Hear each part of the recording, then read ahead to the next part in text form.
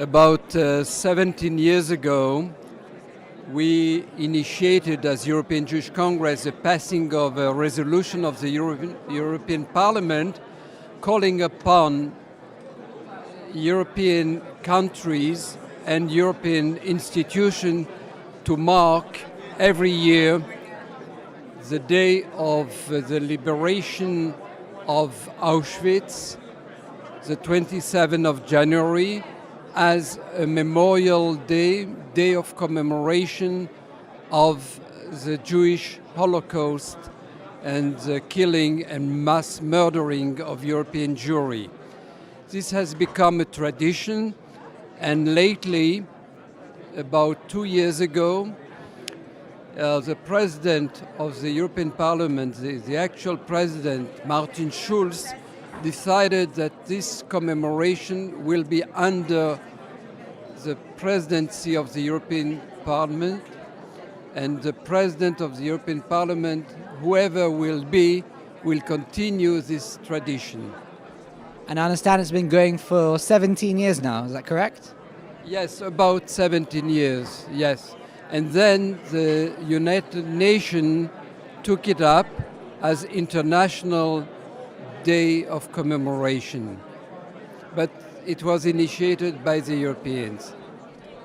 And could you tell our viewers, just for those of them who are from North America and don't know so much about the European Jewish Congress, could you tell them a little bit about the kind of work you do? Obviously, this is one such project. What other things do you do throughout the year? The European Jewish Congress is the representative body of European organized Jewry in over 40 countries in Europe, representing 40 plus communities. It is headed by Moshe Kantor, a very eminent Jewish personality, a man of conviction, and the head office has been moved since a year and a half, 2 years now, from Paris to Brussels, and the head of the operation is Raya Kalenova, and she is today responsible for this event. Okay, and I understand that you are from native Frenchman, so I thought we could ask you a little bit about the current controversy over the so-called comic, I don't know if that's the word, Dieudonné. We've been hearing in the press a lot about his activities, his role in stoking anti-Semitism. What kind of role would you say a person like him plays in the overall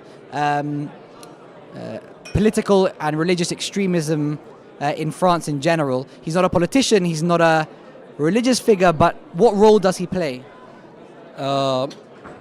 He started, as you know, together with a Jewish comic, and they broke up.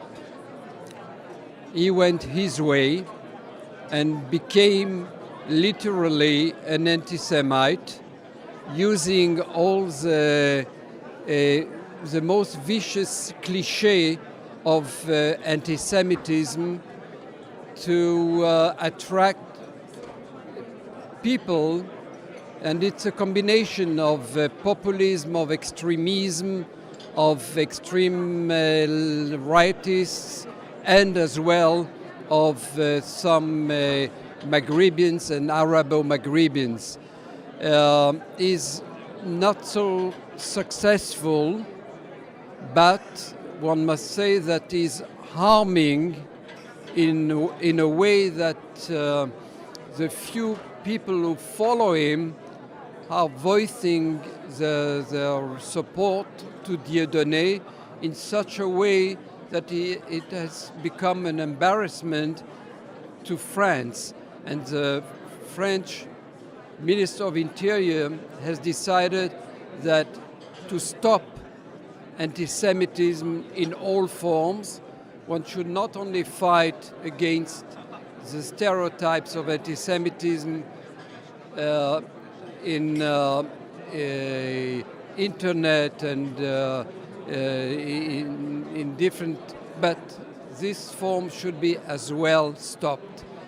And today, Dieudonné is considering himself a victim of the system, but is a victim of himself, of his fascist convictions. And I suppose the one obvious question to ask now is the quenelle objectively an anti-Semitic gesture? He regards it as an anti-Semitic gesture. So if he considers it as an anti-Semitic gesture, we can only follow him in saying, yes, of course, the quenelle is an anti-Semitic gesture, and it's a way, it's like, you know, if I was or you were on a television show and you have decided in advance to tell your followers that when I do like this, it's a symbol that you recognize me, I recognize you, and it means what we know what it means. It's exactly that. And therefore, Mr. Dieudonné and his followers, if it's Anelka or other people, should as well be punished.